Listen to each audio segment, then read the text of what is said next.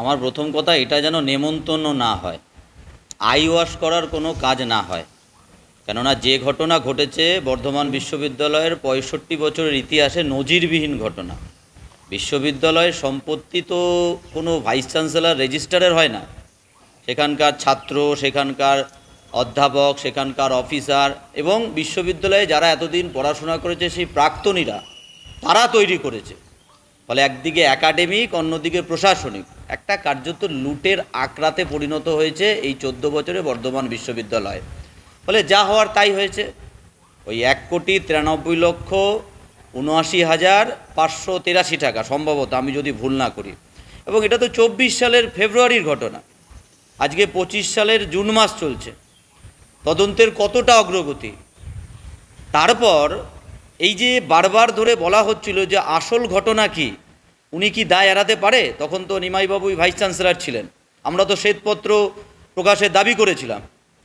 তারপরে পুলিশ, তারপরে সিআইডি, তারপরে ইডি, এ সবই চলছে, কিন্তু উত্তরটা কে দেবে? কেন বিশ্ববিদ্যালয় থেকে চিঠি গেল? কেন বলা হলো যে ওই ঠিকাদার সংস্থার অ্যাকাউন্টে টাকা ফেলতে? তাহলে বিশ্ববিদ্যালয় থেকে চিঠি যাচ্ছে, ফাইন্যান্স অফিসার জানতো না? রেজিস্ট্রার জানতো না? ভিসি জানতো না? ইসি জানতো না? এই উত্তর, এই দায় তো ওই তৎকালীন যিনি ছিলেন ভাইস চ্যান্সেলর তার তো মাথার উপর পড়েই। উনি আজকে দায় এড়ালে চলবে না। আর আমি তো আগেই বললাম যেটা নেমন্তন্ন যেন না হয়।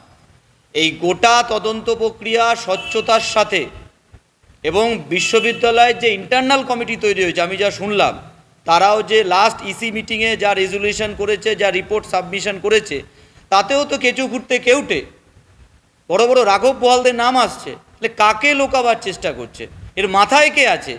এ তো পরিষ্কার। দেখুন, আজকে পশ্চিমবাংলায় স্বাস্থ্য, শিক্ষা, শিক্ষক নিয়োগ থেকে শুরু করে পঞ্চায়েত, পৌরসভা, সব জায়গায় লুটে রাখরা এবং দুর্নীতি, এবং মাথা তো একদম কালীঘাট থেকে ক্যামাক স্ট্রিট হয়ে নামে। নালে পশ্চিমবাংলায় শিক্ষামন্ত্রী জেলে থাকে প্রাক্তন, আর এখনকার যিনি শিক্ষামন্ত্রী আছে তার কথা ছেড়ে দিন, শিক্ষা ভিক্ষা বোঝে না, উনি ভালো নাটক ফাটক করে, সিনেমা থিয়েটার করে, ওসব নিয়ে ভালো থাকে, গোল্লায় পাঠিয়ে দিয়েছে। ফলে আমাদের একদম নির্দিষ্ট করা যে কোনো ইনভিটেশন যেন না হয়, ওই ডেকে চা বিস্কুট কফি খাওয়াবে আবার ছেড়ে দেবে, এটা যেন না হয়। একদম যা স্বচ্ছ আছে এ বর্ধমান বিশ্ববিদ্যালয় গর্বের, তাকে বাঁচানোর জন্য আজকে সর্বস্তরের মানুষ বর্ধমানের নেমেছে। পশ্চিমবাংলা এবং বিদেশেও বর্ধমান বিশ্ববিদ্যালয়ের প্রাক্তনীরা আছে, তারা প্রতিবাদ করছে। তাহলে আমরা এই গর্বের বর্ধমান বিশ্ববিদ্যালয়কে বাঁচাতে চাই আমাদের পার্টির পক্ষ থেকে, এবং আমি নিজেও একজন প্রাক্তনী বর্ধমান বিশ্ববিদ্যালয়। তাহলে আমরা চাই এই আমাদের গর্বের বিশ্ববিদ্যালয় বাঁচুক, আর যারা যারা যুক্ত আছে এই দুর্নীতিতে তাদের প্রত্যেককে তদন্তের আওতায় এনে দ্রুততার সাথে আইনত যা যা শাস্তি দেওয়া যায় সেই শাস্তি অবিলম্বে দিক, এটাই আমাদের দাবি। দীপঙ্কর দে। দেখুন, এটা সিআইডিকে দিয়ে তদন্ত হবে না, আমরা এটা প্রথমেই বলছি। এটা ইডি একমাত্র এর সঠিক তদন্ত করতে পারে, কারণ এটা আর্থিক তছরূপের মামলা, এবং আমরা জানি যে আর্থিক তছরূপের মামলায় একমাত্র ইডি এটা সঠিক বিচার করতে পারে এবং সঠিকভাবে তদন্ত এগোতে পারে। আমরা জানি, আমরা ইদানিংকালে দেখেছি যে সিআইডি যে মামলা হাতে নিয়েছে, যে মামলার তদন্তভার নিয়েছিল, সেই মামলাগুলো সবই রাজ্য সরকারের পক্ষে, এবং সেগুলোকে ধামাচাপা দেওয়ার জন্য করা হয়েছে। এবং পুরোপুরি রাজ্য সরকার চাইছে সিআইডিকে দিয়ে এই বর্ধমান বিশ্ববিদ্যালয়ের যে লার্জার স্ক্যাম বলা হচ্ছে, এই লার্জার স্ক্যামটাকে ধামাচাপা দেওয়ার জন্য এটা করেছে।